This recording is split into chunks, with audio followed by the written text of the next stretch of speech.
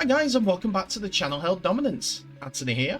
Please remember to like and subscribe, and also click that notification bell if you're enjoying what you've seen and if you want to see more. Coming up in today's episode, Rugby League quarter-final venue has changed. Plus my report on the Canberra Raiders facing North Queensland Cowboys. So we start today with the end of the year tournament, the Rugby League World Cup, as the Rugby League World Cup 2021 committee has announced that the University of Bolton Stadium will no longer host the scheduled World Cup men's quarter-final fixture due to the clash of events at the venue. However, it seems like that they've already took the necessary steps to replacing the stadium, as they have chosen Warrington's Halliwell Jones as the replacement venue for the quarter-final for the men's. This quarter-final will go on the 6th of November 2022, which is a Sunday. Speaking on the announcement, Rugby League World Cup CEO John Dutton said, "We are clearly disappointed to be losing the University of Bolton Stadium from the quarter-final lineup, and I appreciate it's especially frustrated for any supporter who've already bought tickets for this fixture. Following the postponement of the tournament, we worked with all existing hosts to discuss the viability of staging games in 2022, and while the venue initially committed to deliver 2 fixtures as originally planned, they have since made us aware of the clash of the second game. While every effort had been made to maintain the fixture at its original location, a solution was not able to be found. However, we are pleased that the match will now be staged at the Halliwell Jones Stadium, and we are very excited of taking one of the biggest matches of the competition to a first-class rugby league venue. We thank everyone involved for their support in achieving the solution quickly. We are also mindful of wanting to make sure that existing ticket holders are not adversely impacted by the switch, and will be contacting everyone shortly to see how we can make sure that we can minimize disruption as much as possible. While the switch makes sense due to the geolocations and of rugby league and of its fans, the switch doesn't make much sense with the terms of capacity.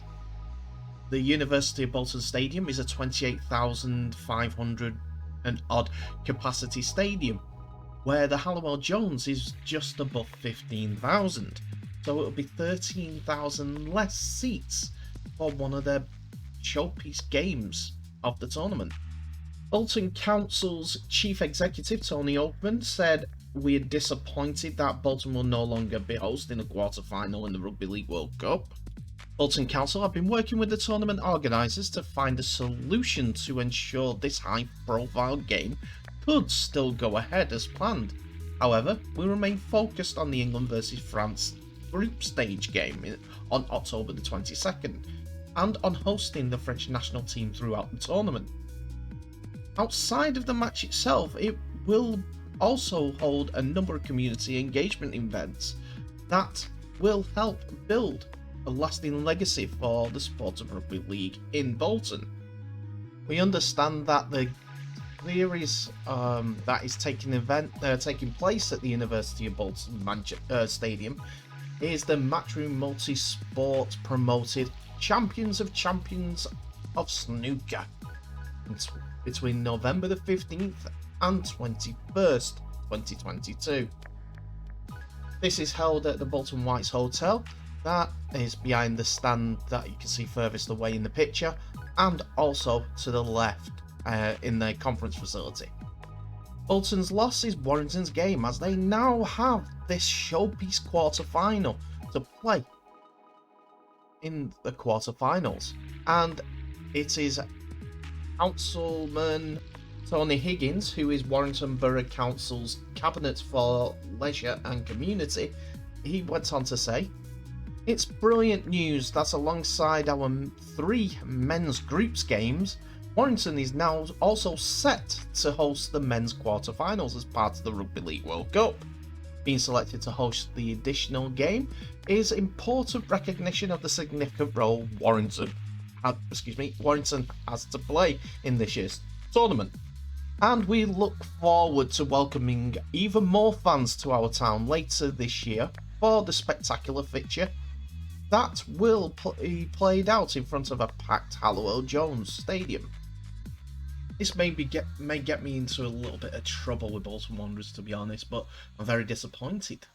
I was looking forward to the quarterfinals being played at the stadium, and financially, I'm sure that the Rugby League World Cup would have got more money in to the stadium, which is better for Bolton Wanderers. The Snooker, maybe 1,000 people, 2,000 over 3 days. What is it? 4 days? 6 days, sorry. Both we're going to use the hotel. Still are. But this time, snooker event being prioritised over a quarter-final would have had national attention on it. It would have brought more people to watch the sport at the stadium. Because Bolton didn't need to pay a thing for this event. They probably would have to put all food and drink for snooker. Disappointed, but that's how it goes.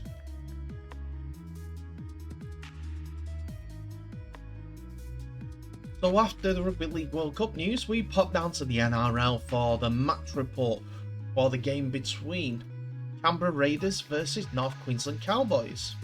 Both teams come into the game with the Cowboys at 8th, winning 2 and losing 3, as do the Raiders, who have a vastly inferior points for record going against the rivals in that 4-point bracket. So here are the teams that both coaches named for this clash. The Raiders first, as Xavier Savage has been added to the bench for the first game of the season, and Matt Frawley drops out. Centred Matt Timoko has been named despite copying a knee to the back against the Storm. Sebastian Christ is listed as the 18th man and could come into contention if Timoko fails to come up. For the Cowboys, Cohen Haas has a shoulder injury, but has been named to return at prop as Ruben Cotter goes back to the bench. Connolly Lemulo is the new face on the bench. Jermaine Tanoa Brown and Griffin Neem will miss the match due to concussion protocols. No changes to the squad were made 24 hours beforehand. And we go into the game. The Canberra Raiders are perfect on their home patch in 2022 and got off to the perfect start when Josh Starling went over untouched from dummy half through the middle of the Cowboys' defence, which their coach would be desperately disappointed about.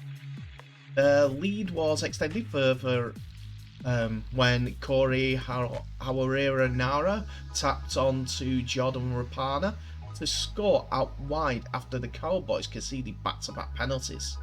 Midway through the half, the Cowboys nights went from bad to worse after a dreadful captain's challenge goal was conceded after replay showed Ruben Cotter clearly stripped the ball. They were lucky to survive after a poor last tackle option from Brad Schneider saw his kick find the sideline. The Cowboys had a golden chance to denied with Jeremiah Nane obstructing Jack Whiten as Scott Drinkwater found space and sent Cal Felt over. Canberra blew a try scoring opportunity when Elliot Whitehead got to a Whiten chip kick first, but couldn't gather the ball in. North Queensland found themselves lucky not to be trailing by more than the 12 points to nil scoreline at half time, given the Raiders' dominance. They opened up the middle quite easily on occasions, the Raiders, and both sides were guilty of poor discipline at times, which created a stop-start game with 12 penalties in the opening 40. Going on to the second half, and the North Queensland Cowboys needed to be first on the scoreboard, and they obliged after 6 minutes when RLWC scored after the Raiders gave away consecutive penalties.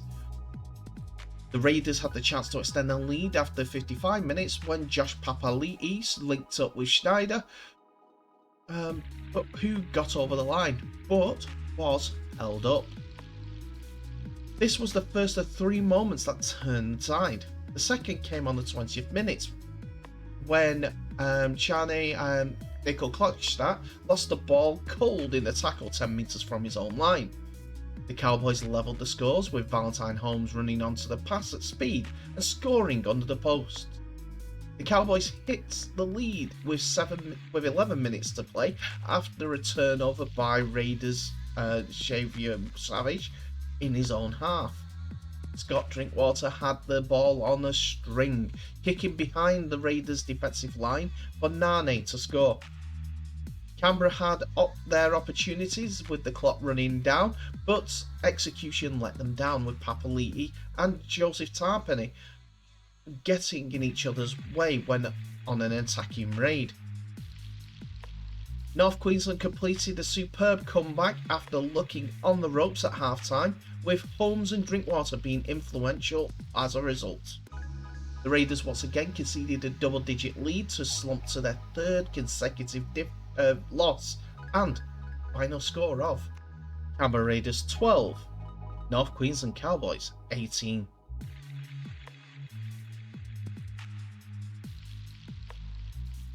Big praise must go to Jason Tamalolo as he ran for 235 metres on the night, with 114 of those metres coming post contact.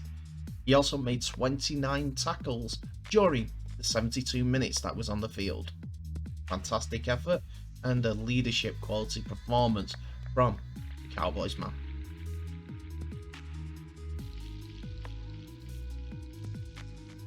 And that's it for another episode, ladies and gentlemen. Thank you so much for watching. Please remember to like, subscribe, and also share this video worldwide so we can get the word of Rugby League out there for everyone, and also this channel. Tell me what your thoughts are of today's episode. Cowboys doing over the Raiders. Do you think Raiders are going a bit further down the tunnel and a change needs to be done before they be cut adrift from the playoff places? Or will Ricky Stewart get it back together? What about the University of Bolton Stadium not having a quarter-final? Still got a group game? You're going to be able to enjoy that. Not a quarter-final? That's a bit weird to me. I would have done it the other way around, but if they were only going to have 1 game. But my preference would have been having 2 games, and Snooker can go away. The money has to be there, though, for them to choose that Snooker. Or the Snooker's penalty clauses are too big. But it's easier to clean up. I don't know. Anyway, tell me what your thoughts are in the comments below. But in the meantime, thank you so much for watching. Please remember to share this video worldwide. I wish you all the best. Please stay safe. And I'll see you in the next episode.